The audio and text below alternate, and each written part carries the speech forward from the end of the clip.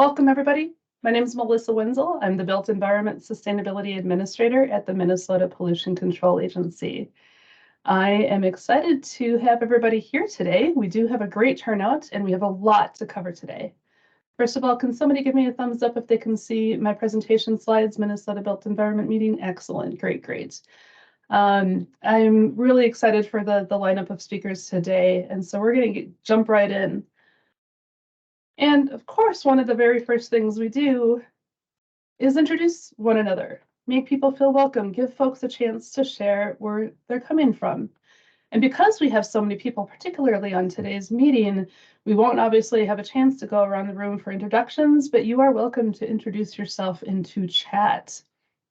Please feel free to share any or all of the information or more than what you see on this particular slide, such as your name, organization that you're connected to, where you live, where you are, where you're at physically right now, and then what brought you to today's meeting. So feel free to go ahead and do that in chat as I continue to go through the slides. So I can start. My name is Melissa Wenzel. I'm connected to the Minnesota Pollution Control Agency. I go by she, her pronouns, and I live in St. Paul, which is on Dakota land, borrowed from them. I am here because I a lot of times get information about what's going on in sustainable built environment, the world, and particularly here in Minnesota. And I do not like being the only person that knows some of this information. So I like to share it with one another, and I like one another to share with each other as well. And definitely the more that we can feel connected within this ecosystem of trying to have sustainable buildings and building material management, the stronger we make our circular economy. So I see some folks putting stuff in chat already. Fantastic. Thank you for all of that. Feel free to continue. There's a lot of updates, and I tried to limit them to just the 4 that I think are either the most interesting or the most relatable to a lot of people. And we can certainly get into a discussion towards the end of today's meeting if there are more topics that people would like to hear about or interject themselves. So for the first one, the state of Minnesota has a climate action framework, and it actually is one of the most robust ways that the state of Minnesota is actually standardizing the formal commitment it wants to make on sustainability in the built environment. Others can feel free to put the link in chat if they'd like to find it and share it. I probably can't talk and insert the link at the same time, but it is a document created by multiple agency staff with the governors, with different departments across the state of Minnesota, with input from citizens and environmental groups. And there are elements of the sustainable built environment elements built within it. And that was deliberate. There were a couple opportunities where people sought out my feedback to make sure that these elements were included. And so there are several goals, and within that, goal 4 is about clean energy and efficient buildings. So one priority action within this climate action framework is to improve codes and standards for all new commercial and large multifamily buildings to achieve net zero by 2036. Seeing it's 2023, that's a pretty ambitious goal. And we know that that's going to not only include building new buildings that achieve net zero, but also that we retrofit existing buildings. And some might say that that's pretty challenging, but I think tearing down a single building and replacing it with a second building is probably very wasteful and also challenging. So there's some real reasons why we can really dive into these elements of the climate action framework that relate to these goals. A little bit more specific to a lot of the topics we've been covering and also related to this climate action framework is about Initiative 4.2, building smarter buildings and construction. And of course, a lot of buildings exist already that we can utilize as existing stock to meet this particular goal. And so one of the things that we can do is to increase efficiency and reduce emissions in existing buildings, word for word within this climate framework. And so there is framework goals in there that outline opportunities for energy efficient upgrades. and also providing tools to assess building performance and promoting energy and clean emissions. So again, a lot of these elements are directly related to the work that we've been doing for several years as an industry here in Minnesota and beyond. And so now we actually have it in writing with our climate action framework. I'm not a huge fan of putting a lot of words on one particular slide, but every once in a while, there's a reason why it's beneficial. And part of that smarter buildings and construction section of the framework includes a section of building reuse and preventing waste. And some days I'm actually still a little surprised that this information got codified in this framework and extremely grateful that it did. And there are people within this industry, people that might even be on this meeting, that helped make this happen, who helped make sure that this support is in the framework. And so it talks about existing buildings and reducing construction waste. It talks about, it actually has the word deconstruction and reuse of construction materials. And it focuses on where demolition can be avoided to do these activities.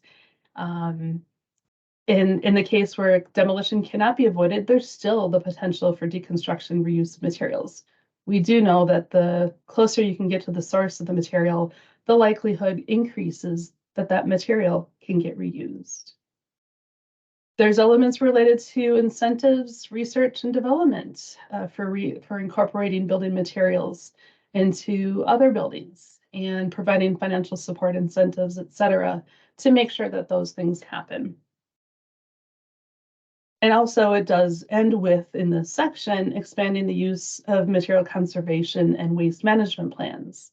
A lot of you know that we created a tool to help people figure out where their waste and materials are going. And a lot of times that's a huge start to being able to utilize materials in a different way, is realizing where you're sending your materials now. So we have a tool that contractors, remodelers, deconstruction folks can use, though they've probably surpassed anything that we've ever created as far as documenting and measuring what materials go where. But we have these tools that can help anyone connected to buildings and unbuilding of buildings figure out where their materials are going and how much and what the percentages of reuse versus recycling versus landfilling. So I'm glad to see this formal document contain these actual elements within the climate action framework. And we now have a very powerful tool that will be utilized by other state agencies, by our own pollution control agency, by local governments, tribal nations, and organizations across Minnesota to implement these goals. So climate.state.mn.us, I think, is the shortest URL that I have memorized that help you get to that climate action framework. There's quite a few tools within that particular page, so be sure to check it out. Be sure to share this particular slide. I do have a slide deck where I presented to EPA. I'm kind of reusing these slides right now. And so if you want any built environment climate action framework slides, let me know. I'll be happy to share mine with you. Any questions about that before I jump on to a different topic? And I haven't read anything in chat except for a couple times people said my name and I tried not to read it because otherwise I blush with the compliments you all shared, and you don't have to do all that. But any questions about the framework? Great. If you think of something later, feel free to throw it into chat. So the next topic I'd like to bring up is the fact that we have an opportunity as the state of Minnesota, well, the whole nation does, of course, to provide feedback on a public comment period that EPA has opened up to us all. So there's EPA, the Environmental Protection Agency, is seeking feedback related to basically reducing greenhouse gas emissions with construction materials and products. And that is a huge topic because that could go into preferable purchasing materials and low carbon materials or reuse of materials or deconstruction. There's a whole bunch of topics that are tied to this one particular public comment period. So I've set up 3 separate meetings where people can join, whether it's the whole session or just for a couple minutes, people can join to hear what other people are thinking about contributing to this particular public comment period. That will be organized by the state of Minnesota by me and submitted to EPA. And whether individual people want to be listed, that's up to you. At the very least, the Minnesota Pollution Control Agency will be providing a public comment section, period document. And I know that there are separate agencies and organizations, for-profit, nonprofit, that are submitting their own public comments. Fantastic. It's not a us versus them. It's a yes and, as I like to say, on a regular basis. So please feel free to join us for any of these 3 sessions. And even if you just want to listen in, that's absolutely fine too. So a couple questions EPA prompted a few of us deconstruction reuse champions to think about is what construction materials and products should EPA be prioritizing? What product category rules and environmental product declaration standards, measurements, verification, and reporting approaches should be used for this decision-making procurement process? So we'll get into this a bit more within each of these 3 meetings. And we've had a number of people accept or forward the invite to others to join us at these 3 times. So a lot of the outputs that'll happen from this public comment period is very likely funding opportunities. So if we request support for deconstruction reuse, we can see future funding opportunities related to deconstruction and reuse. I'd also like to say that that would include whole building reuse, which a lot of folks know has been a huge focus here in the state of Minnesota. Being able to reuse an existing building, whether it's adaptively or just through a renovation, means that we can reduce all of that waste and the associated carbons with it from going to the landfill. And when you're talking entire buildings, we're talking a lot of materials that do not have to go to a landfill. So it's a huge impact. So if folks have questions about that, I am working on a document where people can see and respond to various comments that have been submitted. There aren't any yet. So I've just started to create a document that has some notes, things to think about, and some resources available to help us with the comment period.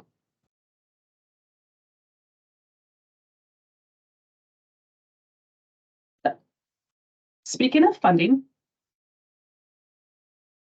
while I was finishing this presentation yesterday and then transitioning to some portion of a personal life, I ended up watching a good chunk of the omnibus environmental bill. So that is a bill that includes our state agency's funding. I've never done that before, and I've never found that interesting enough to want to watch it, but I got to see the majority of that bill get discussed topic by topic as people were bringing up elements of items to either add or perhaps remove from that budget process, but it passed last night in the House. Our budget includes increased funding to provide waste prevention and reduction grants, among other opportunities within our work.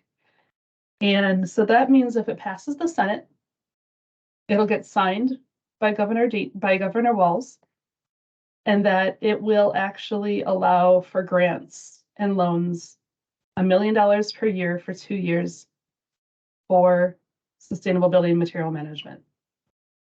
We've never had that before, not dedicated funding, and certainly not $1 million per year or $2 million for the biennium dedicated to these efforts. So that is something that I started requesting probably September, maybe October last year. And to have it be April of the following year, to have that still embedded, went through all the steps at the MPCA, approved by the governor, even with the updated budget in March, it remained unchanged. And to know that it actually passed in a larger bill last night is extremely rewarding. And it's not about me, yay, I won something. No, it's about us showing our commitment to the state of Minnesota, to all of you who are actually doing the work to prevent and reduce buildings and building materials from going to the landfill. It shows that others value this world that we're working towards, a better world that we want to see here in Minnesota. And so we know that we have support for waste prevention, reuse, and recycling efforts, and that these efforts are not limited to the individual counties and cities and townships that are working on current and future developments, but that this program also supports nonprofit, private businesses, political subdivisions, other government units, tribal nations, so that we can advance this work here in Minnesota. And this was a team effort. This was actually part of a larger grant a pot of money where we're actually seeking people to help administer the grants, which is one thing that we've not had the funding support for lately. We might, as an agency, increase our grant funding, but that doesn't mean that we increase the staff to be able to manage those grants. And those of us that take on grants do so in addition to the work we're doing. So overall, I don't fully understand the ramifications of all of these decisions, but it's not a done deal anyways. And so one of those things are we kind of take a little bit of time to catch our breath and figure out what the next steps are. And we know that the next steps is for these topics to be introduced to the Senate for their discussion, their debate, their inclusion or exclusion, and ultimately some final bill gets passed, hopefully with this requirement or this opportunity.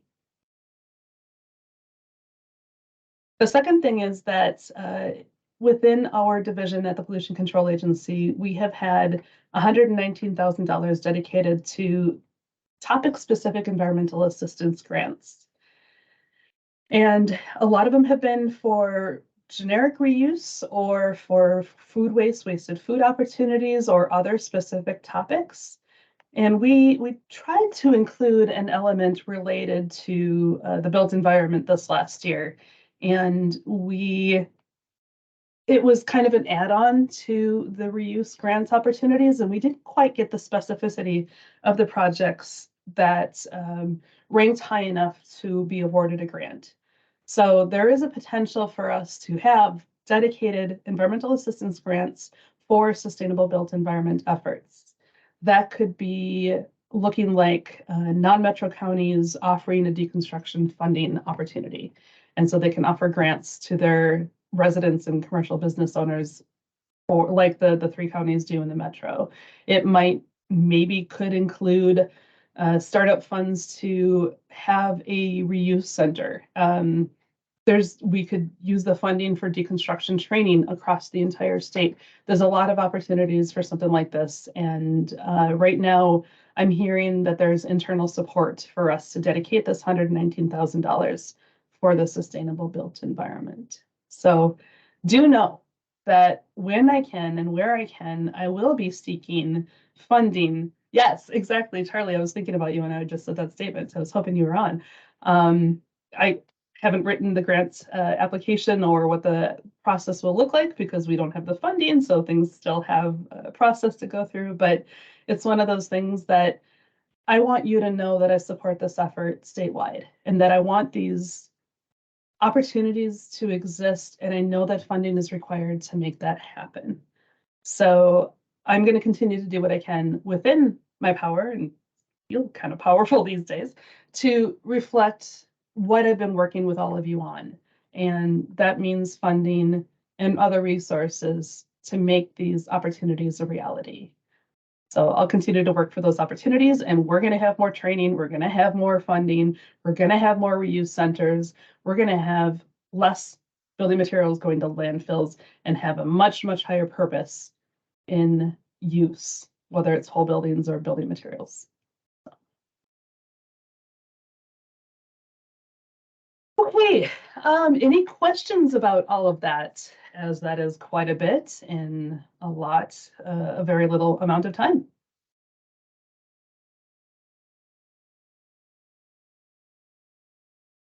Doesn't look like it. Great. I would like to turn this next section of the meeting over to some fantastic college students at the University of Minnesota Folks that have been around connected to these quarterly meetings may remember that we had, for the first time ever last year, an opportunity for capstone students, people finishing their last year in college and working on a specific project, to study the differences of impacts between demolition, deconstruction, and renovation of a building in terms of carbon emissions and materials. This year, we're taking that to a deeper dive phase where we're taking one entire building and assessing, or the students are assessing the end of life, potential renew of life of a future building, of an existing building. Sorry, I'm still focused on what they did last year, that I'm screwing up what you all did this year. So this has been a great opportunity where we've been able to bring in graduate students from the U of M, Brent from the US Green Building Council, Kimberly from New History, and others to lend their expertise to help these students really try to understand what impacts exist if a building on campus was either renovated or torn down and built new, with both of the end results being a building built to a particular environmental standard, like a LEED certified silver or gold building. And that they're about a month away or change, maybe 3 to 4 weeks away from finishing this project, so it's not done. They are still working on some of the data and, of course, reporting portions of this particular project. But they are here today to present what they've learned so far and the different elements of the aspects of this particular building and their study of it.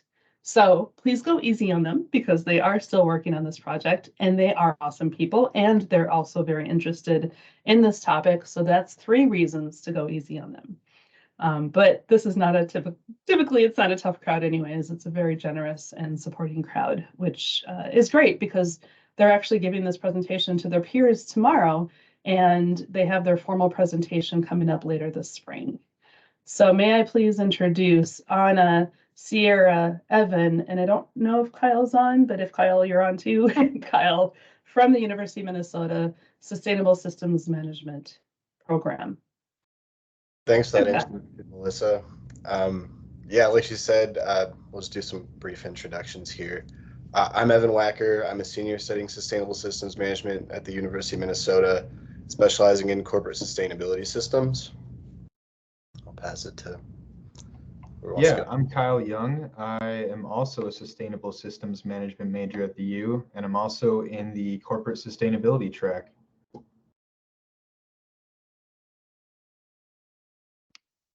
I'm Sierra. I am also in the Sustainable Systems Management major, and my track is business products. Hi, I'm Anna Allsweiger. I'm also in the Sustainable Systems Management major, and my track is Corporate Sustainability Systems. Let's see. Okay, can you guys see my screen here? Okay, perfect. So yeah, like Melissa said, our project is an assessment of building materials management methods in a university building, and it's our capstone project for our degree. So yeah.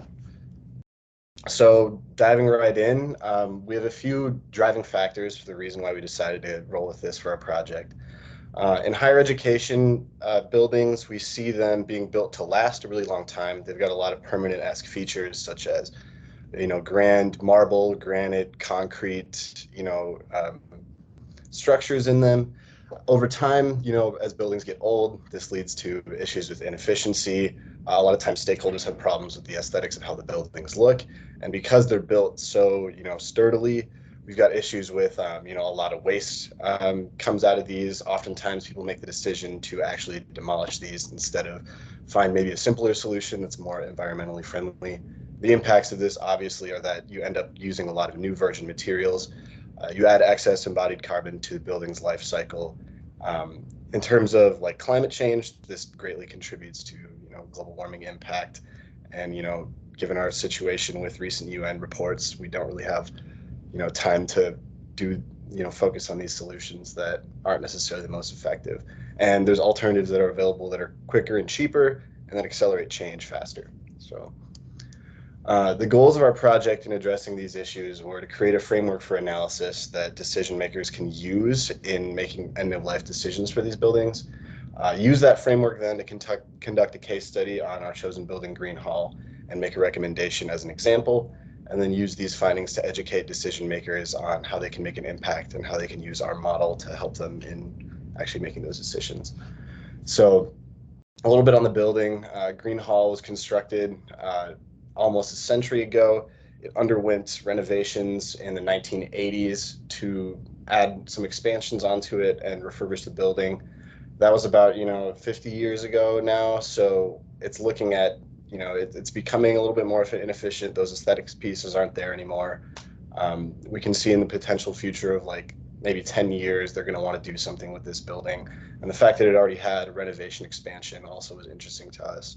In addition to ease of data collection, we kind of already had access to get our fingers on some of the construction documents for this building, so that's why we chose it. Hand it off to Anna.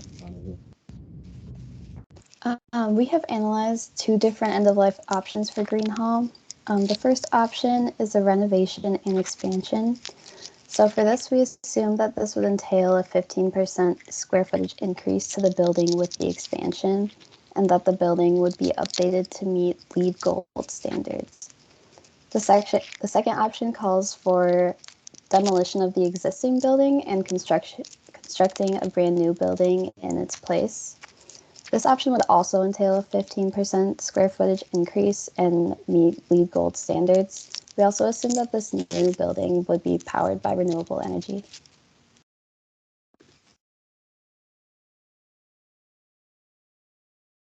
So for the framework and the scope that we decided on, we derived three main impact categories. And the first of these is embodied carbon, where we focused on the global warming potential of the structural materials that have made up Green Hall. The figures that we calculated were used to give a quantitative analysis as to how the embodied carbon of the already existing structure compares with our options of demolition and renovation. The second impact category is material sustainability and disposal. We researched innovative up-and-coming biocomposites that could potentially serve as substitutes for the current materials that were used in the makeup of Green Hall. We also looked into ways that current materials could be reused or recycled to divert them from being landfilled.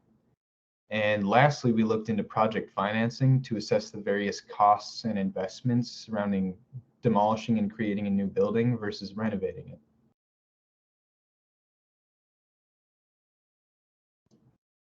So for the methodology surrounding our project, it mainly revolves around these three impact categories, and the results from each of them were comprehensively assessed to determine the costs and benefits surrounding each option. We made sure to seek out advice from both our industry partner and all of our faculty members to better understand the weighting of importance relating to these areas of interest. And from that, we were then able to develop a request for proposal, or RFP, scoring matrix that assigns weightings tailored to the scope of our project. And with these deliverables, we will then be able to present our findings to events like these that we're invited to participate in. So as the definition here states, embodied carbon refers to the greenhouse gas emissions that result from the various stages of a material's life cycle. And it's important because approximately 30% of global carbon emissions result from the building sector, with 8% of these being from just the manufacturing of building materials. So in order to mitigate further impacts of climate change, improvements in building materials management are pretty necessary.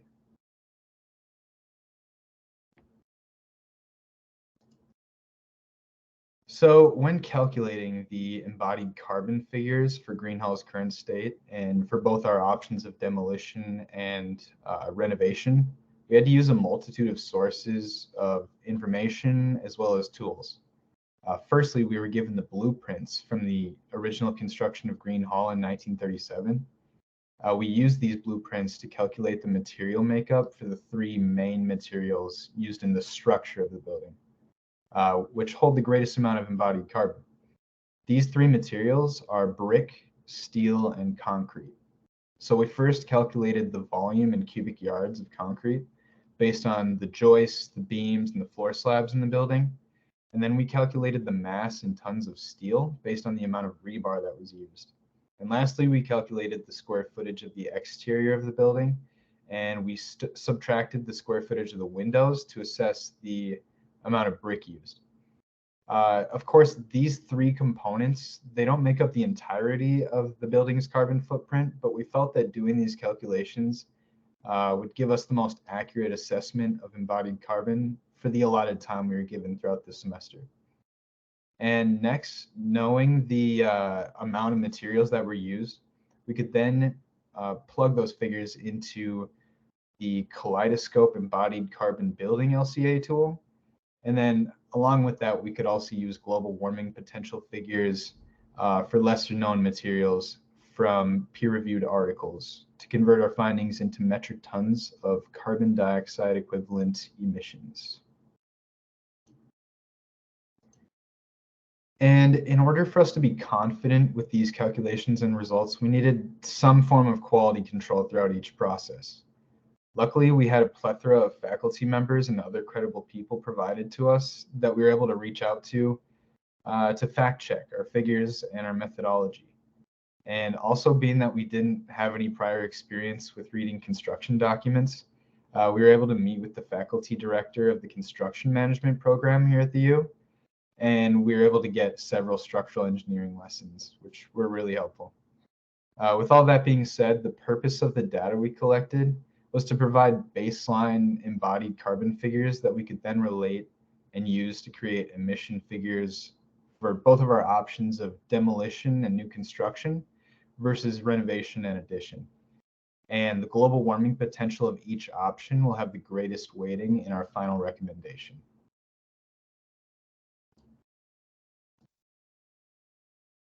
So here you can see the total amount of structural materials that we calculated and that are used in each projected scenario on the left.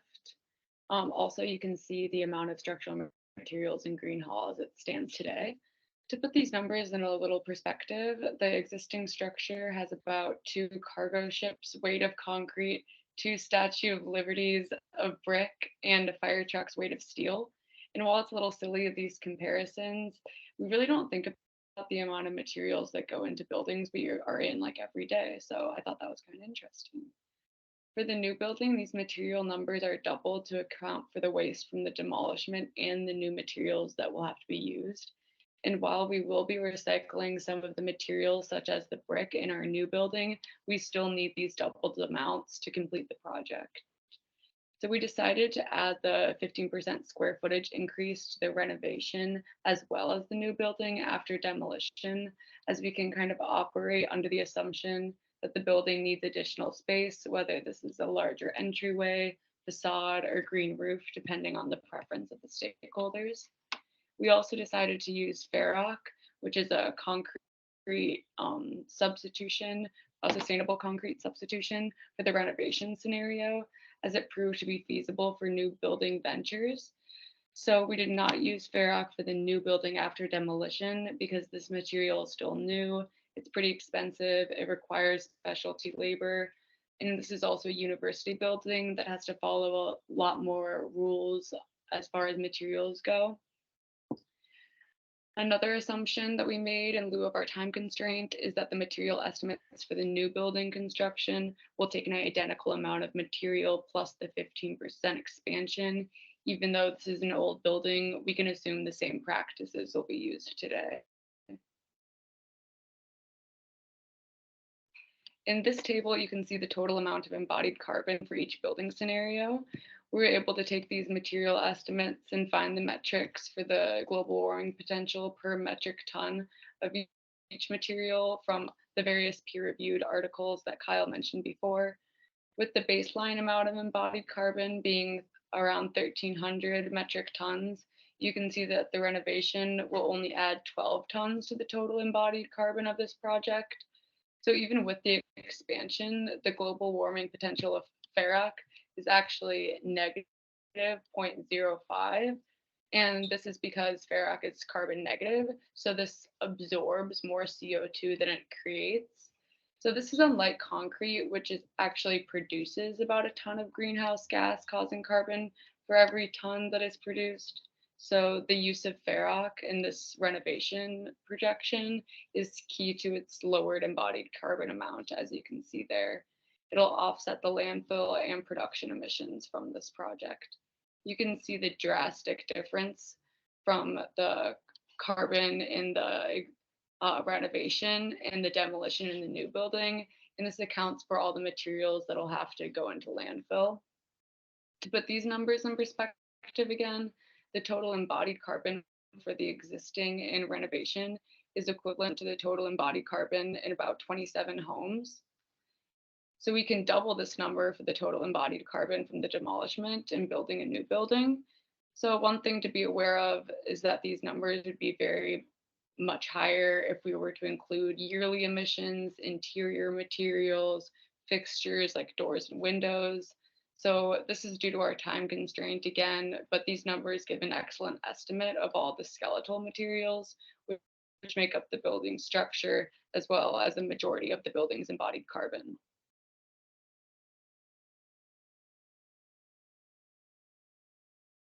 When considering material sustainability, each of the examined materials fell into one of two categories, being reused materials or sustainable alternatives to industry standard materials.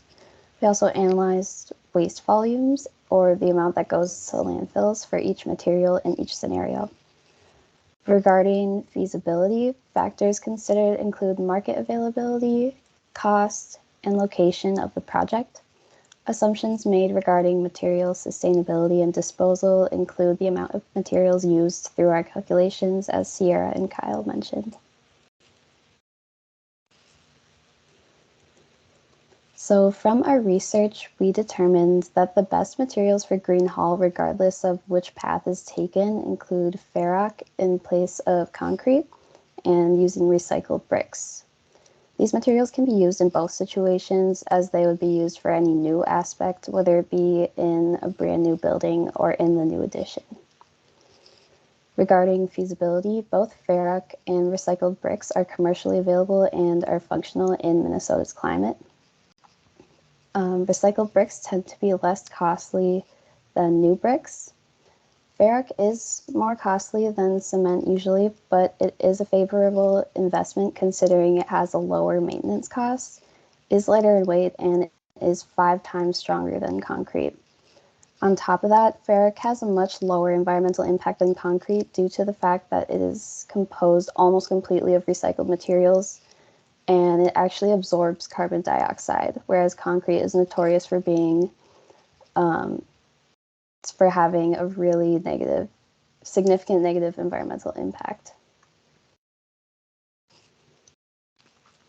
So from this table, particularly in the highlighted yellow boxes, we can see that demolition for new construction entails a much higher amount of material waste being sent to landfills compared to renovation, which entails a much lower amount of materials going to landfills. And these metrics are shown in tons of net waste to landfill, and on the right as a percentage of the total project. These findings do make logical sense given the amount of building that is actually being replaced for each scenario.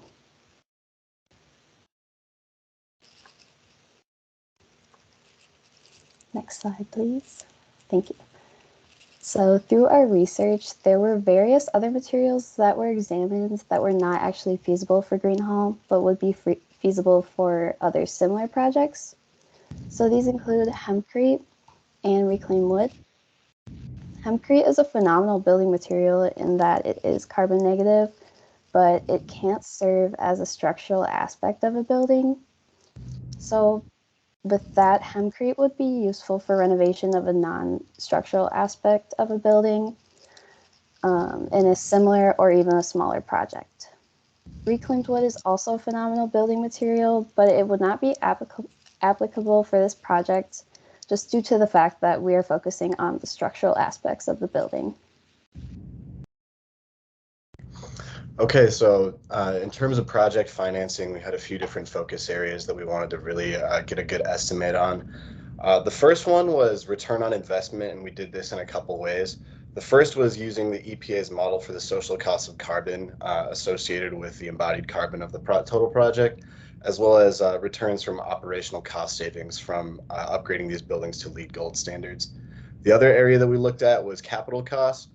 Capital costs mainly include like the upfront demolition costs, contracting fees, architecture fees, and obviously construction and labor costs of the project. We also included considerations for time in here. And then lastly, we also looked at cost offsets. So that's going to be the availability of grants and subsidies from both state and federal government for these types of projects. That's not necessarily going to be specific numbers because we didn't have time to do actual applications, but it's mostly focusing on what's available. Is it feasible for a project like Green Hall to be able to reap in some of that available funding, as well as an increase in rebates from utility providers from upgrading the efficiency systems of these buildings. So here we've got a little table for renovation and expansion projections. Up at the very top, you can see our estimates from electricity and natural gas usage efficiency, and those are going to total in between $30,000 and $40,000 in savings annually. For renovation, the social cost of carbon, since as Sierra said earlier, embodied carbon does not increase by very much with the renovation. It's only going to end up costing about $550 to societal health. So including all of that together, we see a 544-year payback, which is obviously unrealistic, but it can just be used as a metric in comparison to the next table that I have here. In terms of grants, there's a lot of multi-million available opportunities through the Department of Energy. A lot of those are funded by the Inflation Reduction Act. And there's a lot of promise in the scope of federal funding for projects like this in the future. And then in terms of rebates, we see on average a 19.9% rebate increase through some of these projects. Usually that comes through LED retro commissioning and installation upgrades. In terms of capital costs, we estimated about $16 million in terms of renovating the actual building and $3.6 million in creating a square footage expansion of 15%, and that totals in about an estimate of $20 million. As you can see in the middle, I've got a column for errors, and that's because a lot of these calculations are done using some assumptions. With the efficiency stuff, you have variance in local weather values, which can alter that. Also, the EPA, their value for social cost of carbon changes year to year with the administration and how they decide to calculate that. And then there's a few differences in how you can apply for rebates, and I addressed the use of average values there at the bottom. So similarly for demolition and new building, we see a higher increase in savings. However, the capital costs are greater. So the year-to-year payback is 525 years, which isn't very different at all. In terms of social cost of carbon, you see negative $2.6 million in one-time costs. That's from the excess embodied carbon added to the project. In terms of grants, there's a lot more grants available from the Minnesota state level in terms of adding renewables to the project, which wouldn't be necessarily included in renovation because you're not taking out any of the energy systems in there.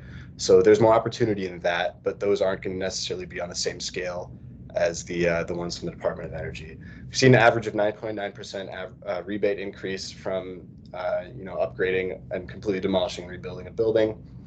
Demolition expense, it's really hard to get an estimate because the structure of the building is so grand, but we're projecting between $1 to $5 million. And the initial capital investment, including all those fees and construction labor costs, would be about $35 million. So we see a total estimate of almost double that of renovation. So the next bit we're going to talk about here is our scoring tool that we use for this project. This is kind of our main project deliverable, and this ties in all these factors that we've been talking about together. It's replicable for usage by decision makers, so we have a format that we can send to people, and they can input their own research in these categories into this tool to rank the impacts and adjust weights based on how they want their considerations to be factored. So on the right, we've got the tool here. A few things to point out: all of these subcategories underneath the main impact criteria are all weighted equally, and we rank them on a scale of 1 to 5 based on our team's considerations on the project. And this is obviously going to vary in terms of which different projects having different needs. But a few notable things to point out here are that in terms of embodied carbon, Renovation and expansion option just blows demolition out of the water. For material disposal and sustainability, we actually see demolition having a little bit higher of a score, mainly because there's a lot of opportunities for co-benefits, and there's a lot of reusability of materials available there, even though renovation and expansion has lower waste volume. And then in terms of project financing, as I just said, renovation also beats demolition by a pretty wide margin there, just because of the really low capital costs and better available funding options. So in order to create the holistic recommendation here, we decided to score each scenario, like Evan said, by looking at these 3 impact categories: embodied carbon, material disposal and sustainability, and project financing.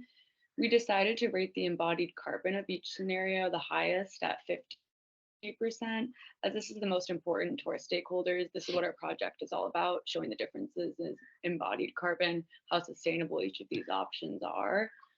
So it goes without saying that the stress of climate change holds a weight in every large decision made, especially one like this. The next impact category is material disposal and sustainability. We rated this a little bit less at 35%. So while embodied carbon is of the utmost importance here, we also must look at the waste of these large building projects. Lastly, the last impact category here, financing, we rated this at 15%. Money is always going to be a factor here when making large decisions like this. But if this plan was presented to the university or the city for a building grant, the project pricing will likely be the first thing that is looked at for feasibility's sake. So in this hypothetical case study for Green Hall, it has an unlimited budget. So we rated this a lot lower than the other 2.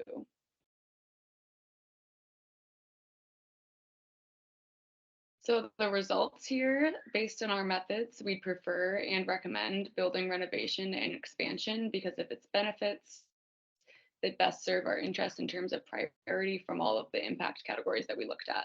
So on a scale of 1 to 5, 1 being the worst and 5 being the best, the option to renovate and expand gave a score almost twice as good as demolishment and building anew. Different impact category weights could be used, and general management methods could lead to different results here based on a different building.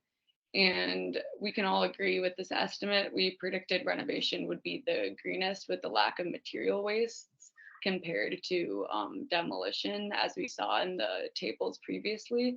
And after all, the greenest building is the one that exists. So you can see that it rated a lot better based on that. So while we recommend renovation, it's important to note that the most ideal solution would cost a lot of money, and we didn't really weight that super high.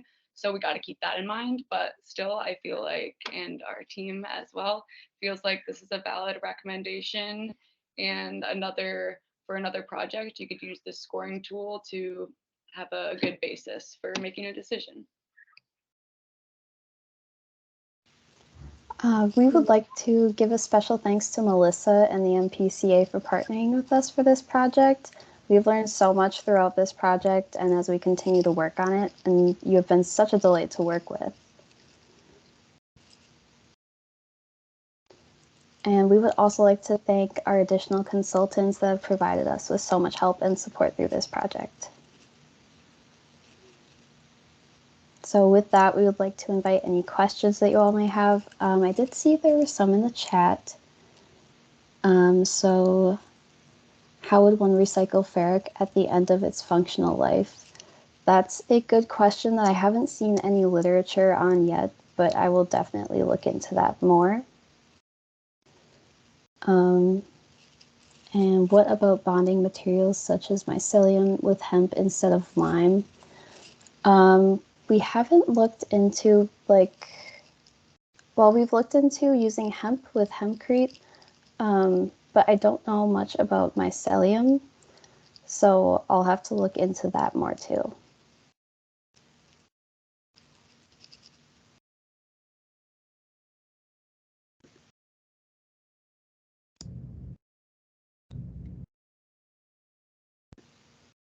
If anyone else has questions, feel free.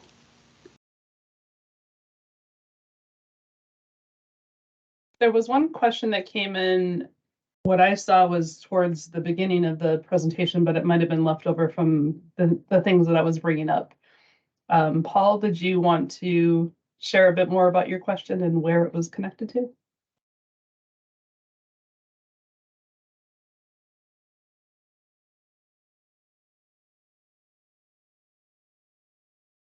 Are you? Hi, Melissa. Hi, Paul. Yeah, I'm just curious about, looking at alternative building materials. Hempcrete is one of the many things, but it still produces carbon. It's not great for sequestering carbon. Whereas hempcrete, rather hemp and mycelium or hemp as its own binding agent. Mycelium, by the way, is the root system of mushrooms, which is, for all intents and purposes, free. And it's a strong bonding material. And hemp itself with mycelium in proven studies is fireproof beyond 8,000 degrees, stronger, 10 times stronger than steel, and like a palm tree, because it's so fibrous, will never break. So it's like a tree you'll never, wood you'll see fall. But we had, for one of our sessions for something I'm doing here in Pittsburgh, we had a 3D printer construction contractor call us at like 3:30 in the morning in Ukraine. And he was doing 3D housing faster than the Russians are knocking them down using 3D printing. And he's now doing big arenas and projects that'll handle up to 30,000 in the stands. So enclosed with roof. So it might be something just to give some consideration to. It also sequesters 70% carbon, which is pretty decent. That absolutely sounds like something we could maybe look further into if we can. Yeah. Yeah, definitely. Thank you. Okay. I just threw in the chat too that the idea of mycelium has been something that we as a state of Minnesota have explored. And a lot of people know of Joanne Rodriguez, who founded Mycocycle, and using the mushrooms, the fungus, to break down existing materials that are in C&D landfills, for example, construction demolition landfills, and making it a rather mostly benign end product that can be used for building materials. So she's been a supporter of us and vice versa. I have heard her speak and have moderated a presentation of hers as recently as last year's Build Reuse conference. So it's something that I've introduced Vic Krause, who was on the call, hopefully he still is, who works at the Natural Resource Research Institute up at the University of Minnesota Duluth location. And that's one thing the students have been really good about pushing back on is scope. They're here for a semester working on this topic, and there's a lot of particular topics that I've been interested that they explored. They've found that they wanted to look into, and a semester's only so long. And so the amount of research that they've done to come to this point in 2.5 months, 3 months, about 3 months, is phenomenal and deserve a lot of praise for the work that they've done. Thanks, Melissa. Yeah, that was definitely one thing we struggled with at first. I think we kind of tried to bite off more than we can chew because we were very ambitious with the project. We actually used to have kind of like some energy efficiency considerations, and we ended up having to drop that off just in the name of time. As we discussed earlier, a lot of the assumptions were also done, due to that. But we definitely think that given our time frame, this is a pretty holistic assessment of the situation, and we really hope that it can be used in the future to help actually make some impact in these building life decisions. Melissa, can I just step in for a sec? I think you guys are doing a great job. Okay, and I'm excited to hear about it. One of the things that I did, I recently moved from Los Angeles to the Pittsburgh area, and I've been working a lot with tech incubators across the country at colleges and universities. In the Pittsburgh area, I've got Carnegie Mellon, Pitt, Penn State, a number of other New York City University, Syracuse, MIT, Cornell. And what we're doing is trying to provide resources for these colleges and universities that a standalone wouldn't necessarily have, but can reach out to other schools like University of Houston University of Texas in Houston. And this is something that, Melissa and I can talk about and try and guide you guys into how to find those resources and hook up. You can do your own sessions. What I'm doing is completely free to the students, and we've been getting a pretty good response. And I'm on about 22 campuses so far. We just started this about 10 sessions ago. I'll be on about 40 in the next several months. So looking for solutions and having, professionals that are already doing the work. For example, in Los Angeles, doing prefab and containerized solutions, basically doing building blocks like Lego, using sustainable building materials that can sequester carbon at a much reduced rate. So you're dealing with a faster, more cost-effective solution and sturdier. And, as you said in the beginning, these buildings are up 100 years. You want your building to last that long too and become your legacy. So it's something that we can continue the conversation with. And I'm in touch with Melissa as well, so we can talk about that.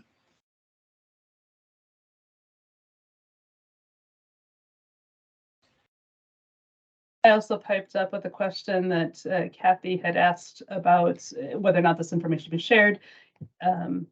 Evan was able to provide a response about where it will be shared, and I wanted to pipe up that too.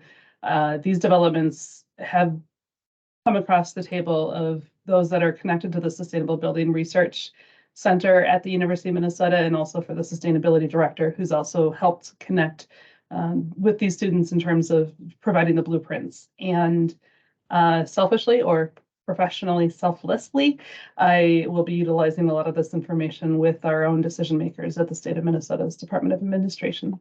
The state owns something like 6,000 buildings, and I can't imagine all of them will remain intact forever and ever. So this will be helpful for us to use too.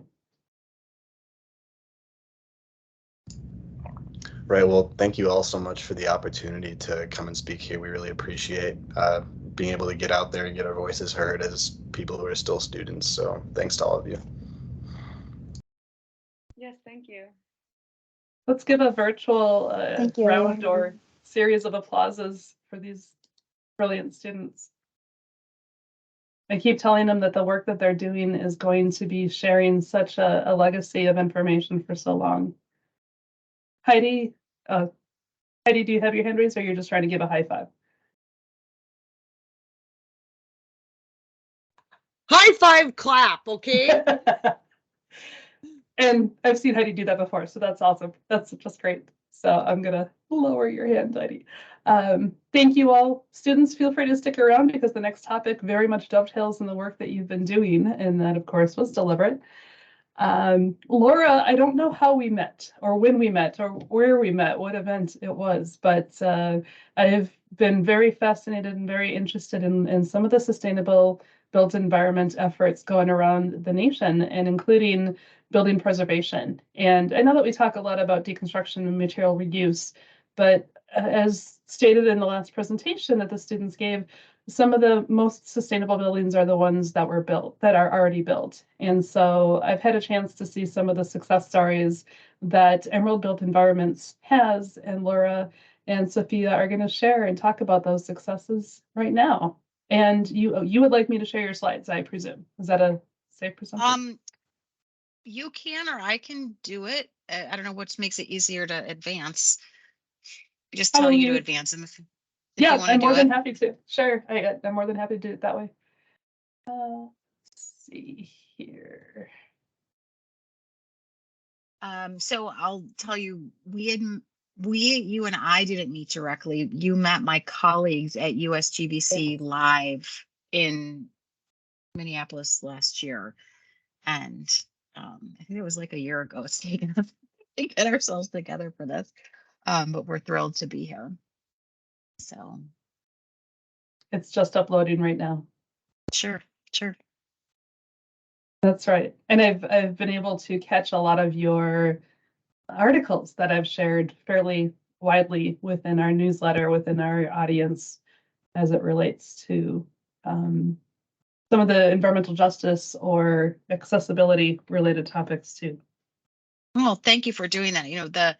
The blog writing, it's a two-pronged thing that we do. One is clearly for marketing to get our name out there, but more importantly, it's for education, because this episode that we're in here today is showing there's still so much we all can learn from each other, and you never know. And so thank you. It's a little bit of a passion project, if you will.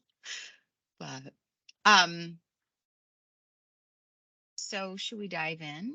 Yeah, So go for just it. to let everybody know, we put a proposal together, or a presentation together for you on some of the historic adaptive reuse projects that Emerald has worked on over the years.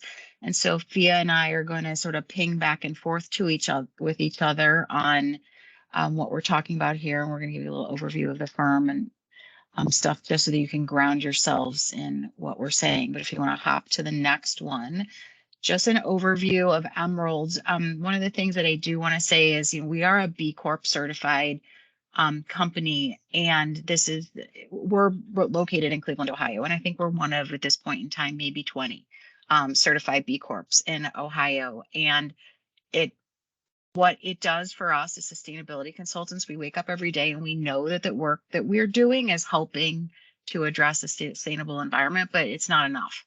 And so we really do operate our company also with many of those principles involving inclusion and transparency and governance and wellness and all sorts of things like that, to position ourselves to be a good employer. And we have goals for ourselves as related to 2030.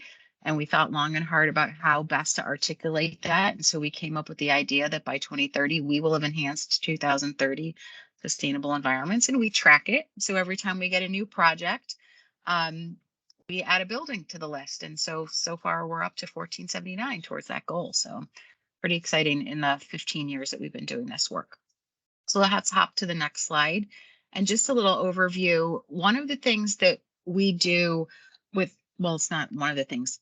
Every single engagement we do, no matter what kind of engagement it is, we focus on what we call the Emerald way. And we think it's what sort of differentiates us in the way we approach some of this work. And we are really focused on helping, as we say, owners reach their goals. And so all of our engagements, it's not enough for somebody to call us to say, hey, I'm doing a project and I want to get my building certified, or hey, I want to develop a sustainability roadmap.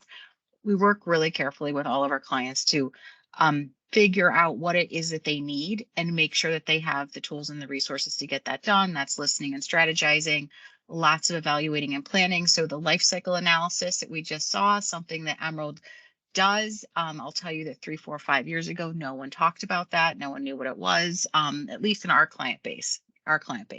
And it's absolutely something that's on the horizon today. People and companies are paying attention to their embodied carbon. And so it's great to see that rolling down into the collegiate level, and that people are working on that.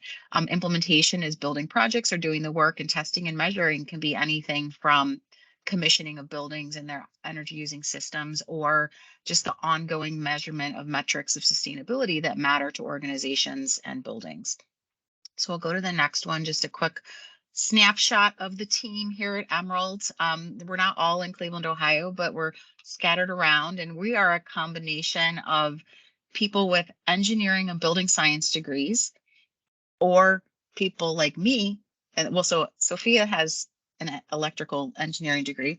I have a political science degree and an MBA. And I came into this work really from the business case of wanting to help people move to a new place. And so while lots of people cross-pollinate, we don't let people like me do engineering things, but people like Sophia can do certification things. So, or, sustainability strategy stuff. So we kind of divide and conquer on the work that we do. And the next one is just a little overview of what people ask us.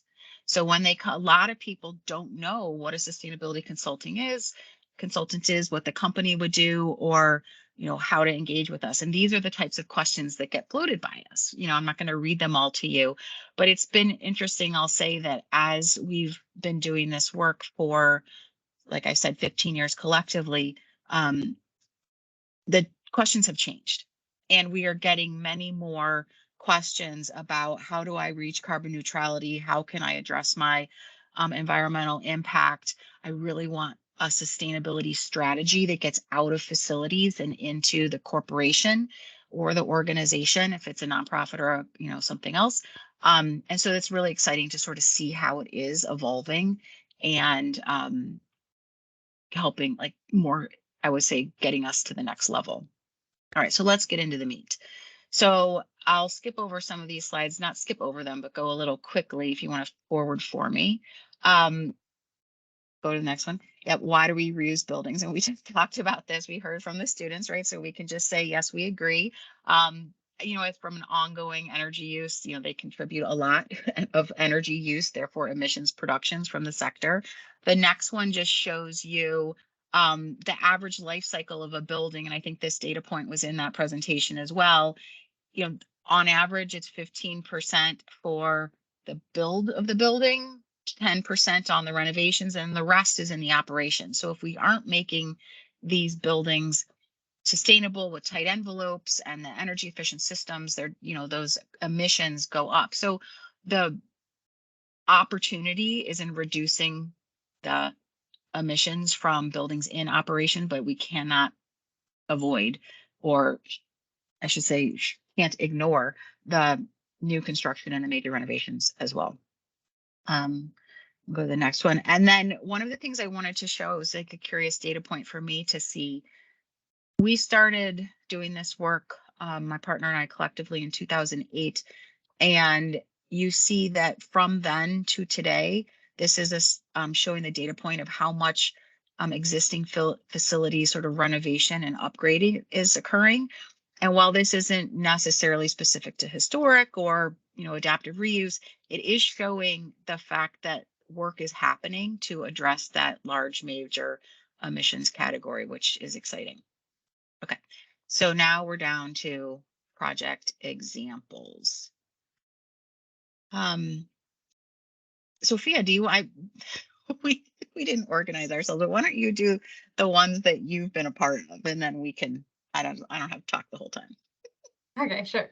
So the Children's Museum of Cleveland is a building right in Midtown near downtown Cleveland that was built in, I think, 1876. And it was first built, as you can see by the image, as a home, one of the historic mansions. And so it's on the historic register. It has been everything from a club to a school. And now it has turned into the Children's Museum. And so they have taken the large ballrooms and banquet rooms and turned them into galleries and exhibits for the kids to play in or look at doll houses in the upper floors. And so they did that through HVAC improvements, and they achieved LEED operations and maintenance. They achieved platinum using the new version 4.1 version of LEED, which really goes into the performance more than the other past versions of the operations and maintenance. So for them to take, this old existing building that had many different uses and be able to achieve platinum for their performance in things like energy, water, waste, and air quality shows that the existing buildings can be reused and still be efficient through reasonable means and upgrades. Let's do the next one. The Victory Center, it's a little bit of a grainy picture, but this is an enormous industrial building, and it's shaped like an H. So you're seeing one element of it, but then it has a crossbar and then a full other sort of side of this image. And it too is on the historic register, and a developer purchased it back in the mid 2000s and proceeded with a plan to develop it as a core and shell project. So he just was going to do the historic preservation on the outside, improving the HVAC on the inside, but then presenting a warm dark shell that then a tenant could move into. So the building received LEED BD&C core and shell certification, I think in approximately 2012, and it sat vacant for about 2 or 3 years until Dealer Tire came by and then had them add a huge parking structure to the back, which, may or may not be the most sustainable thing, but it is what it is. And they have moved in and continued on following the tenant guidelines, which are part of a core and shell certification. So you have to produce the guidelines. There's no requirement that the tenant get certified for like commercial interiors, but they did have to follow the guidelines as part of that renovation or the build out of the space. So that is another example. What do we have up next? Oh, our picture disappeared. Okay. Sophia, you want to take this one? Yep. Even though you can't see it? So Commodore is like a really tall building towards the east side of downtown Cleveland, and it was originally in the 1920s a hotel. It has now been renovated through the LEED version 3 building design and construction as a major renovation to achieve LEED silver, and it serves as mixed income rental. So they renovated the second through, I believe it was 12 floors. They just excluded the retail on the first floor, but they improved things like the HVAC, obviously turned the units into full kitchen and full apartments instead of just the hotel rooms. And they have maintained that historic aesthetic on the outside and the design on the inside of the building, but repurposed to now be apartments. Right, and I'll just add to that one. It is adjacent to Case Western Reserve University here in Cleveland, and there's yeah, now you're seeing a picture of it off to the side. There is very little affordable housing or even low market rate housing, and so this was a really critical project to bring units in for the neighborhood, and it was developed by the community builders, which is known for their exactly what they do, community build, and they bring development in that allows for mixed incomes to coexist together. All right, what's next? Do you want to do Wagner? Sure. So Wagner Awning is a former industrial building as well, which is also on the historic register, and it has now been turned into luxury apartments. So, the last few projects, a lot of them have turned into residential, and everything from, low and mixed income to these being luxury apartments. So even an industrial old building can be repurposed for luxury.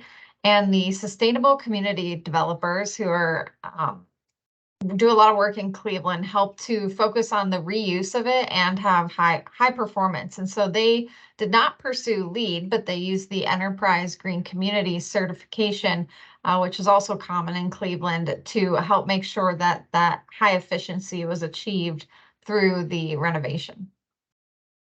Yeah, so maybe this would be a great time to just add in the nugget that the city of Cleveland, like some other communities across the United States, has what they call a green building standard, and it goes along with the CRA money, the Community Reinvestment Act money that rolls down from the feds.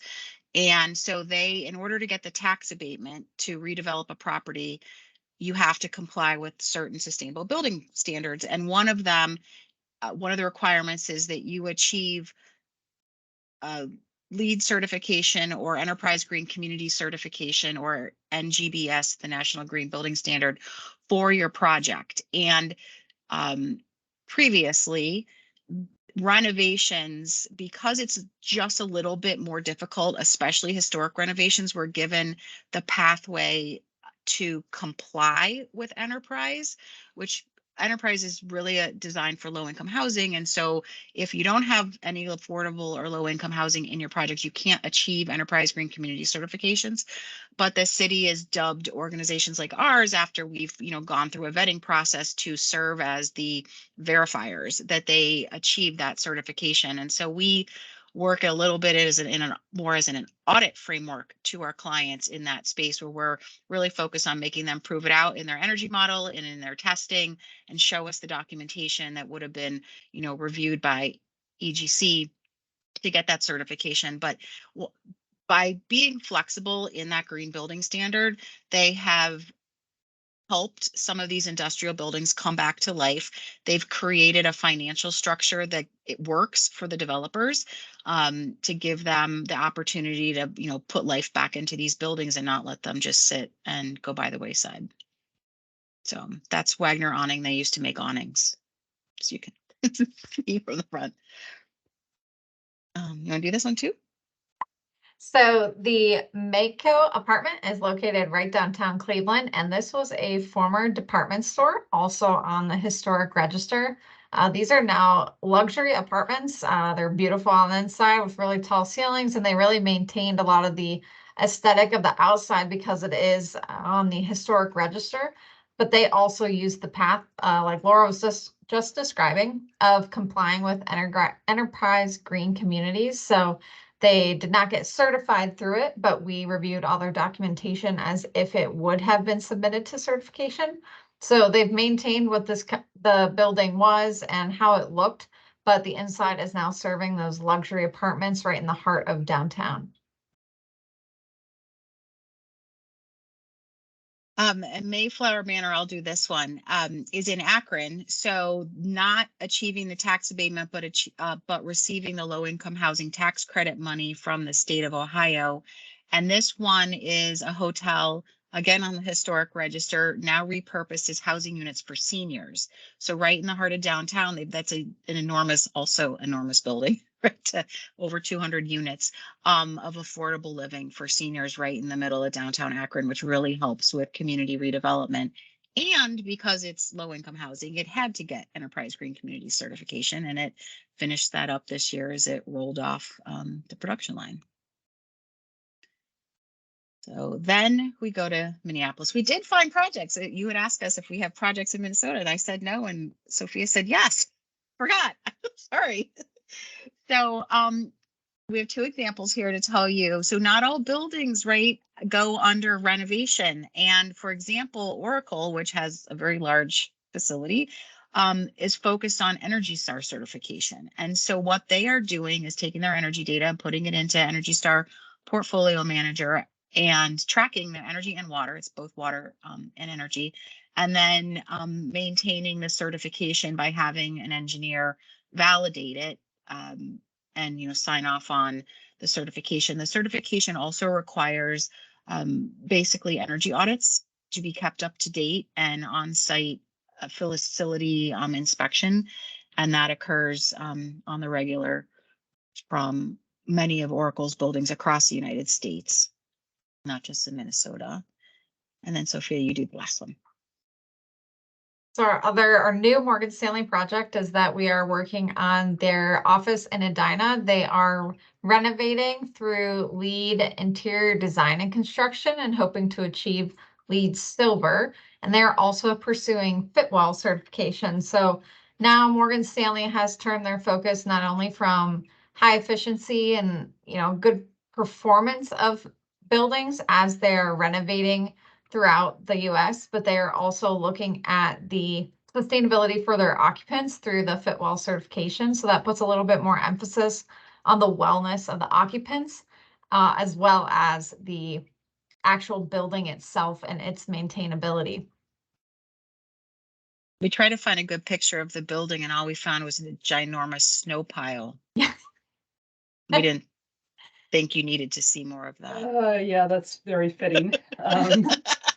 No surprise for any of us here in Minnesota. Wow, how big it is.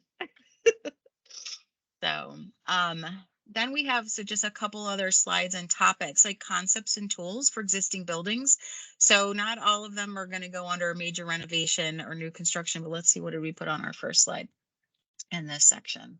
Right. Okay. So general things that support existing buildings and their ongoing use is the idea of retro commissioning, which is that, checking to make sure the systems are operating as they were designed to do. Energy audits, which looks at the energy consumption and includes walkthroughs and analysis of the systems and how old they are, and then presents low cost, medium cost, and upper cost opportunities to reduce energy consumption, so that the next one, building owners can make those capital improvement plans.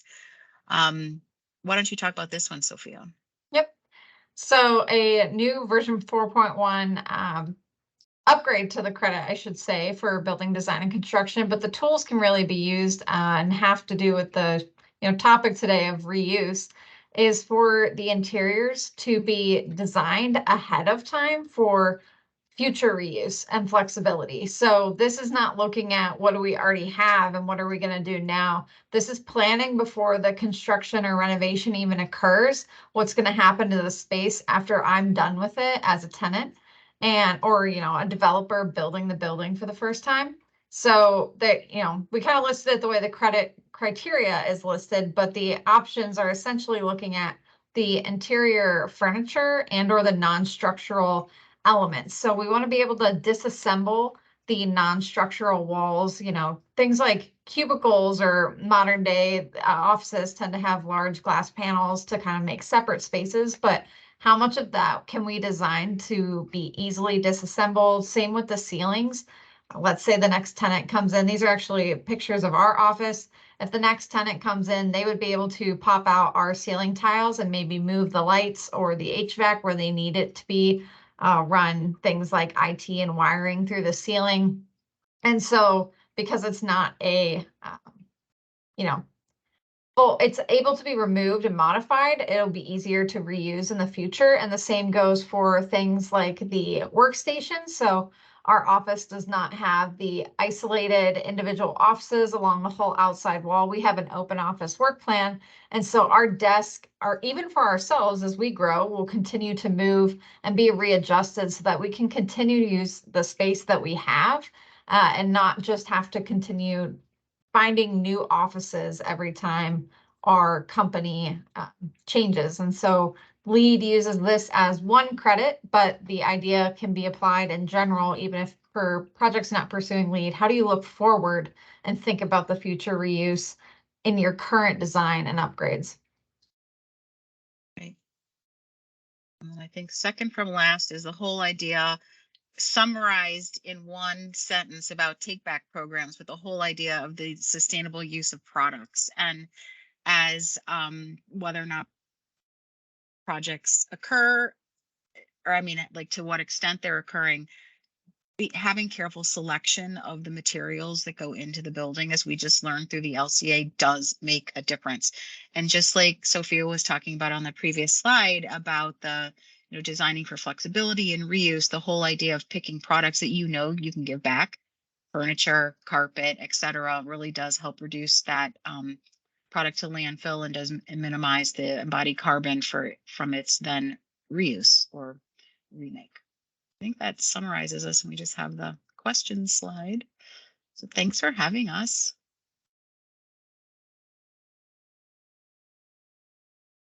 Thank you for joining us. And what a great segue from research between renovation versus demolition building new to the actual examples you're showing and what tools you offer to be able to do that. And there's organizations around the United States that offer some similar tools, but being able to see some of these exact successes, and I've seen some of them myself to the point where I want them elevated at this level. So thank you for joining us today. Thank you. Are there questions? A lot of us obviously wanted to see a picture of the Commodore, so even looks like one of the links that Nate shared was didn't include a photo too, so maybe that's not you. But definitely a cool building.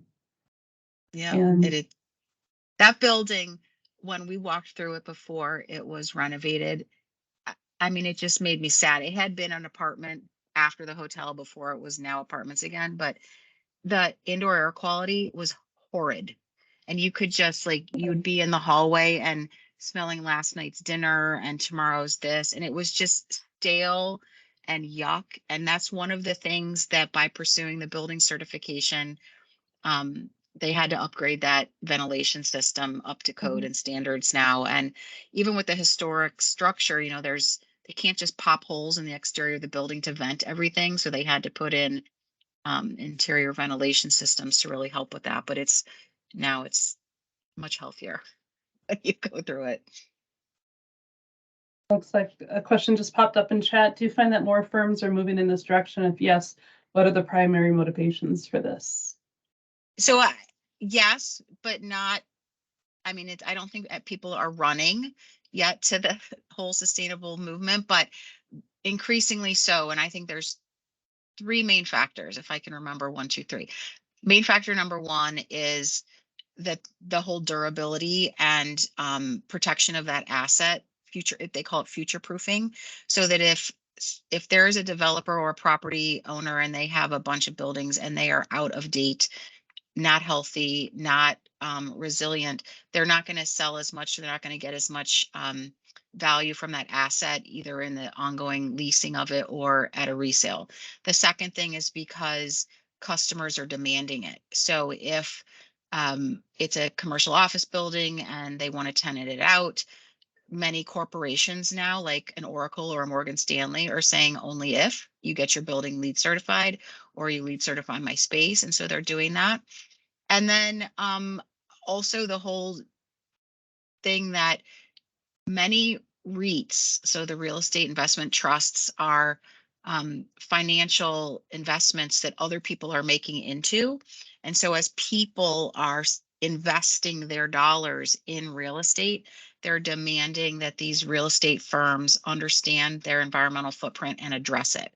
And so they have to figure out what their carbon emissions are and reduce them, largely because of investor pressure.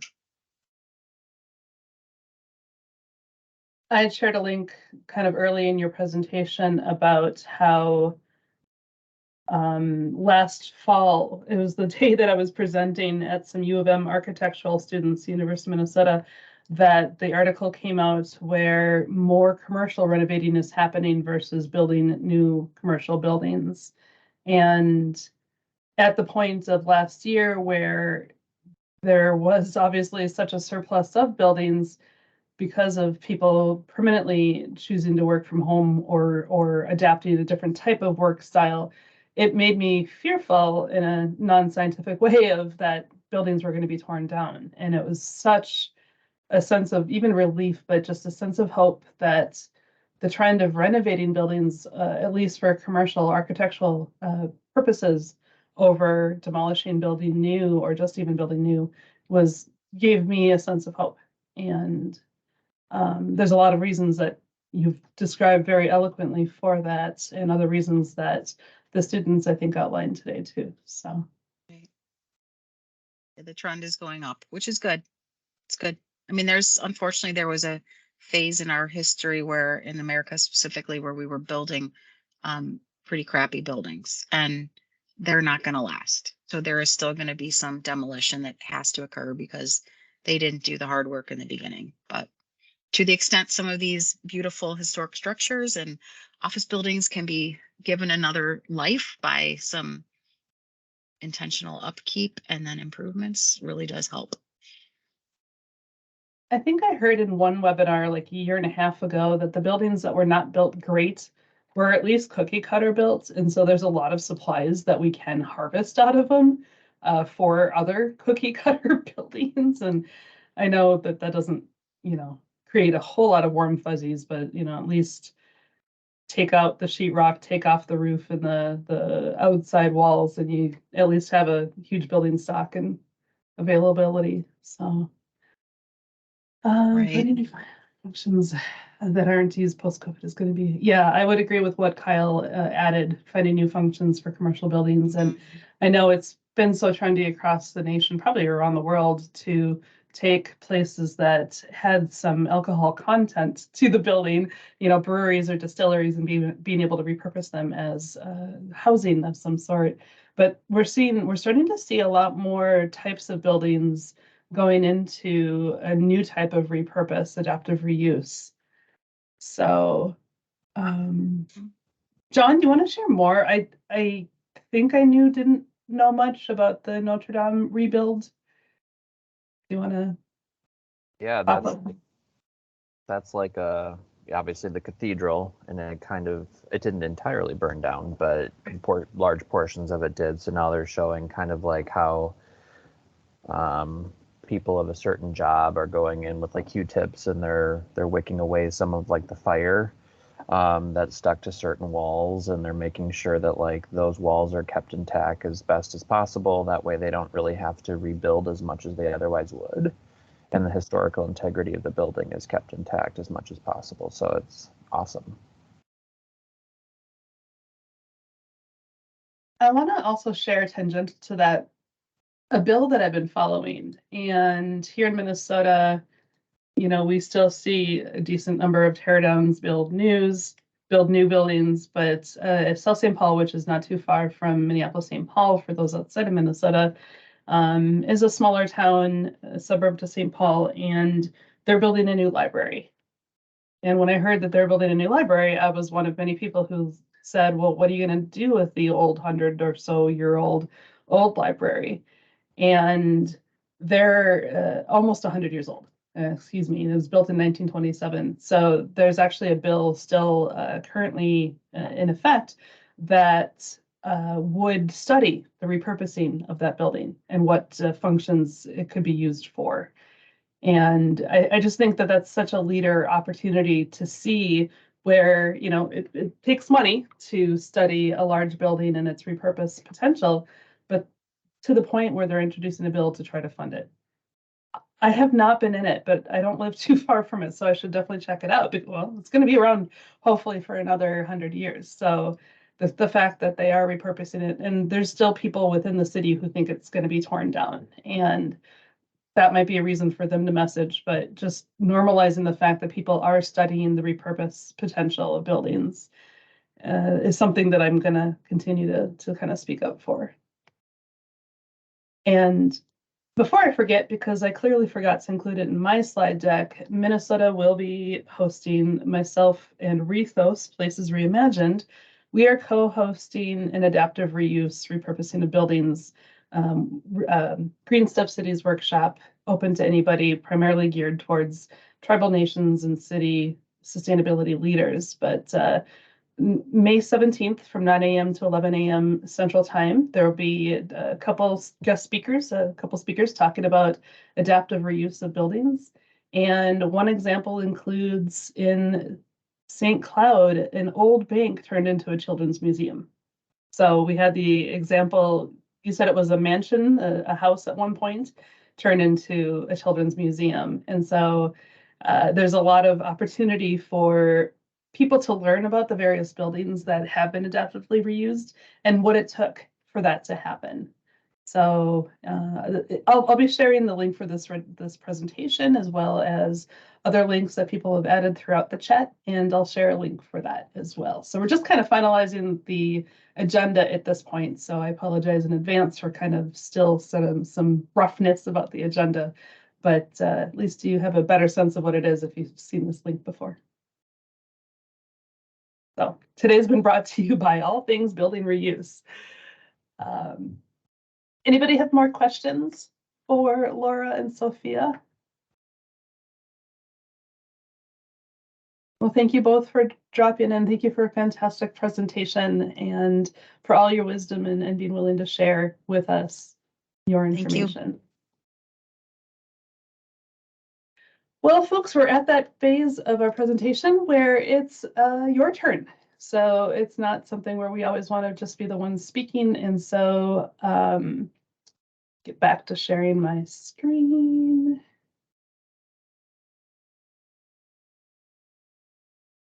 And share the right screen. There we go. So with just a few minutes left for our particular meeting, we always want to give space to others that have projects going on, conferences and webinars and workshops and developments going on that support the industry of the sustainable built environment. And I can think of a couple things that are going on from those partners that are in this virtual room. And I encourage you to raise your hand, take yourself off mute, and share them. I might call on a couple of you if you don't share what you're working on. So feel free to take yourself off mute and raise your hand, or just start sharing if you have something that you would like to contribute. And this is meant primarily to start with Minnesotans, but this is not exclusively. So feel free, anybody, to share what you're working on or what you're doing to further a more sustainable built environment.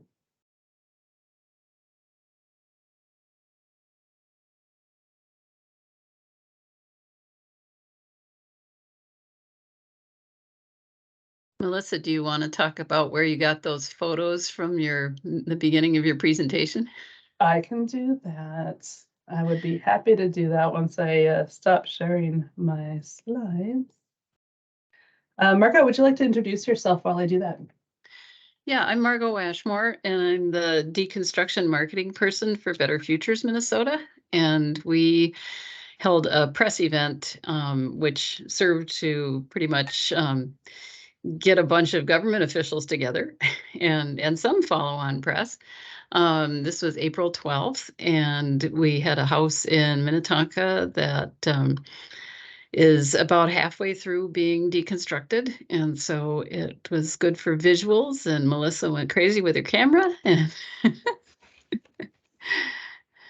are you ready? I am. I wanted to share the link so people could, choose Yeah. whatever they wanted to Yeah. share. Wrong screen.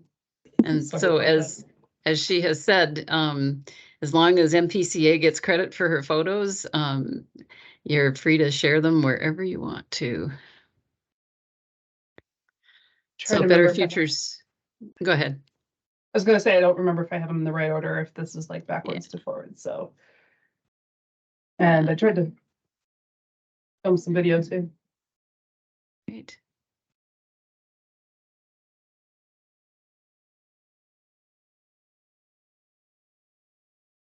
Yeah, I'm not a professional videographer, so please forgive me for not the best videos. Well, and we had cameras all over the place, and so it was trying to avoid ourselves being, photographed was interesting too. But yeah, this is kind of a really good example of a 1960s house that was also added on to after that, and so there was a lot of decent lumber. Don't remember if there was actual hardwood flooring. I don't think so. Yeah, I particularly like that shot. The blue sky, there's a couple photos that Better Futures had from a deconstruction project in 2020 up in Duluth that the open sky and things like that. It just lends for such a great photo op for visual Right. appeal. Yep. And so my background is, part of my background is in media. And so I was really in my element, I guess you'd say. But oftentimes if I'm in charge of something, then I'm not taking the best pictures. So I really appreciate your being there. And I did get some and submitted them to the local newspaper, and I think they've been used. They've been used online. So Yeah, all KSTP was there, and a statewide news source. We haven't seen anything published yet. Oh, you're gonna see some photos of me. I'll try to skip over those. Proof that I was there. So for anyone that does not know, Better Futures Minnesota enlists men who are coming out of incarceration or homelessness in a voluntary 2-year training program, which includes the deconstruction training. And also other lines are lawn and snow, building maintenance, and appliance recycling. So this is the deconstruction crew in action. And they were kind enough to leave a few things in a certain state of completion that we could actually view them doing what they normally would do. They kind of held up the process until we could take photos. So they gave us really good examples of denailing and taking down sheetrock, and all the insulation gets thrown in the basement. We avoided bringing people in through the basement because it is that swimming pool of insulation. Yeah. So. I've said sometimes to some people that, some of this wood is almost as good as when it was installed, that with the sheetrock and all the materials that cover this wood, it's largely been basically preserved behind walls and doors and stuff like that. And so there's a good reason why a lot of this wood is very reusable. Right. people helping make this event successful.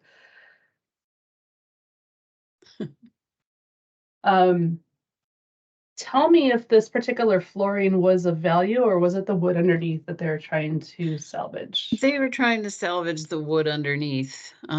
This appears to be the mastic or the float, the concrete float under tile. And so they popped that up, and I assume that if they were able to knock it off of the plywood, that they were going to reuse the plywood, at least for, in the process of doing these projects. Once the windows come out, you sometimes want to board up the windows if you haven't taken down the whole structure, because you want to discourage people from getting in.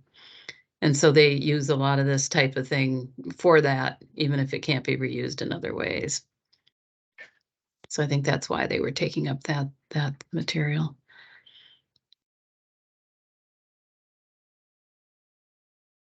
We had snowbanks and glare ice even 3 days before all of this. And so we threw down a couple of sheets of that to, keep people from getting too muddy. Did the roof come off? Because I remember hearing that by the end of the week, the roof should Right. no longer be there. I think that rain kind of held things up a little bit, and the need to pull off and do a couple other jobs. So as of this morning, it sounded like it was pretty much in the condition we left it. But it definitely moved along faster than the Baker site, which was right next to it, which was in the middle of winter and lots of challenges being up on the hill and stuff. Yeah. So thanks, and let someone else have a chance. Thank you. Melissa, I'll just note I dropped in the chat a little note and a link to our upcoming member meeting, which is in May 24th in Red Wing.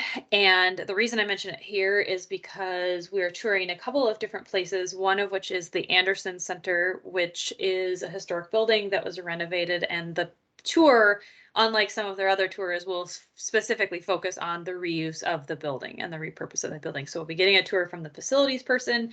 So even if you've been to the Anderson Center, it might be a little bit different tour than what you've experienced previously.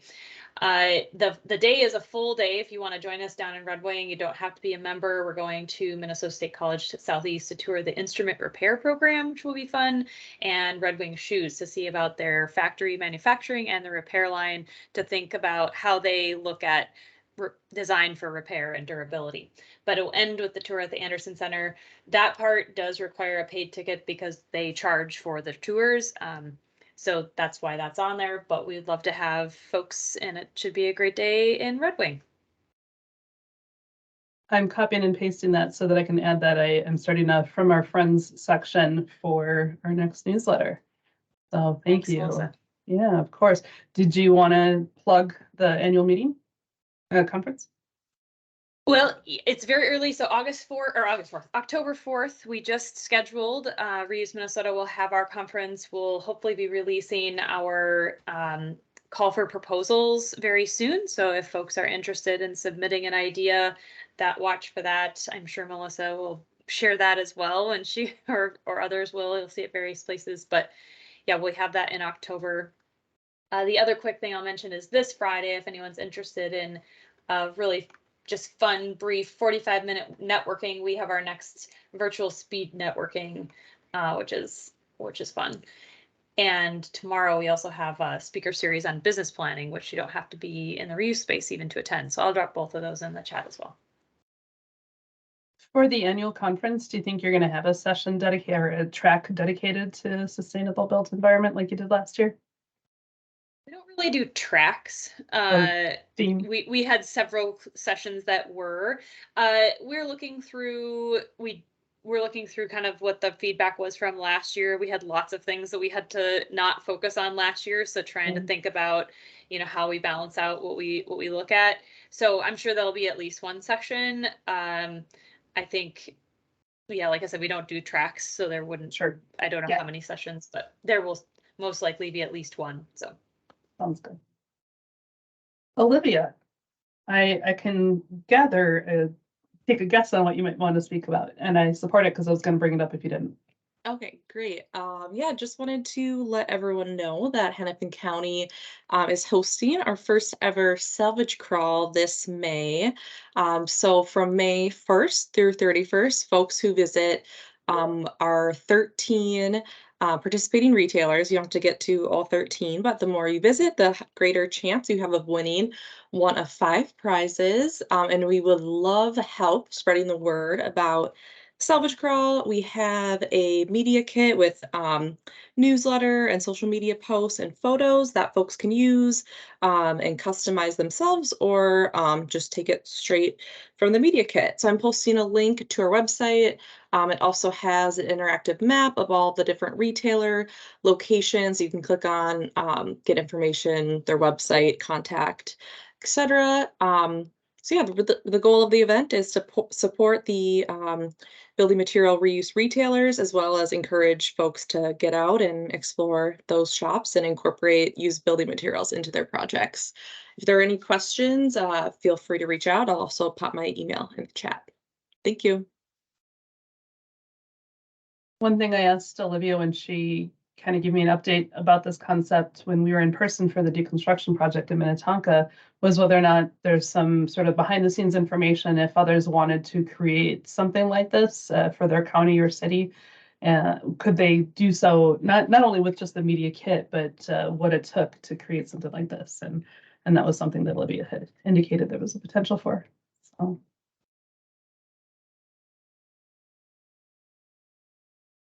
And of course, there's more than 13 places within Hennepin County, including the University of Minnesota. Oh, hi, John. Hi, Melissa. How's it going? I'm good. How are you? Would you like to say anything? Well, I will get on my pulpit and once again promote Minnesota Materials Exchange. We are up to about 60 items on the portal right now. So for those of you who don't know, we are a reuse portal out of the University of Minnesota. It is run by MNTAP, the Minnesota Technical Assistance Program. I can put a link in the chat. But all things reuse, you create an account. It's mainly for businesses, but sometimes individuals use it for excess items they want to try and post and get rid of. And we are actually rolling out our brochure program to 51 transfer stations in the coming weeks. I just pared down our list on Friday. And if that goes well, we're going to try to actually outreach to every transfer station in the state. So we will see how our pilot program goes, and if people coming to transfer stations with their materials find our site useful. So that's what I'll say about MME. I didn't realize that Better Futures was using the Minnesota Materials Exchange. Yeah, Jason Allen has been great to work with, as has Patrina Rhines. So, yeah. Cool. Yeah, both Jason and Patrina have always been great to work with. Yeah, that's so cool. And I can certainly share a link to the listings, because I think that is a very powerful tool that is being reinvigorated and being used a lot more, and very much support from the state of Minnesota. So, like we tied for the same time. Anybody else want to bring up any other successes? Yep, Victor Kraus from the Natural Resource Research Institute responded to a question Kathy had. A very good point to be made that current building codes don't allow for wood materials to be graded and used in new building construction.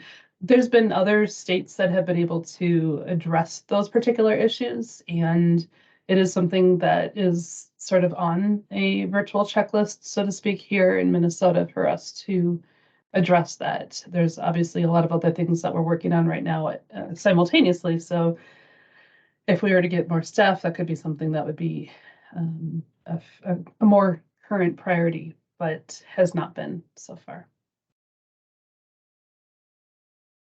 Ooh, John, there's an opportunity offer from Molly on the table for you. Molly, thank you. Molly, I spoke a lot about you actually a couple hours ago, meeting with people that are in charge of the Ramsey County Environmental Services Center, and planting the seed about how much it would help the built environment system to allow a future building to house used building materials and household items. And very, very, very warm reception. And I made a plug for the deconstruction grant program going on, and how much being able to have a place where those materials can go for other people to take would be a great idea. Interested to hear more about that. I've also been trying to pursue some of that on my end, but probably working with different people. So I'd love to connect more. That sounds good. I'll try to set something up soon. Awesome. People who've been attending this meeting know that we've shared support for Becker County's diversion program reuse area, as well as at WLSSD up in the Duluth area, and Anoka County within Linwood Township, they have a reuse area. We have a couple counties that are going to be offering an environmental center that has a reuse room for building materials and other items in Dodge County, near Rochester, and Pope Douglas near Alexandria. And so finding out that Ramsey County is building their future, or working towards building a future environmental center in Roseville, it became a natural opportunity to bring up the concept of having a reuse area. For those that are in Hennepin County, did I hear correctly that there are some developments also going on similarly?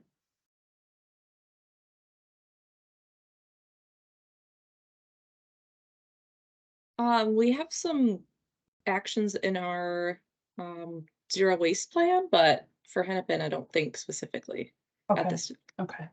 Maybe I didn't hear that correctly. Okay, and maybe that's just one of those things, well, if Ramsey County is able to do it, then others can.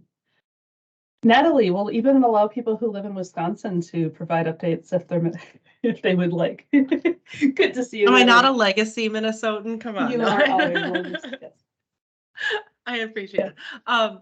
Hey everyone, I'm Natalie Hennigan, and I'm with Habitat for Humanity La Crosse area, which is just across the Mississippi River in southwest Minnesota, or excuse me, southwest Wisconsin. And we actually service Houston County in southeast Minnesota.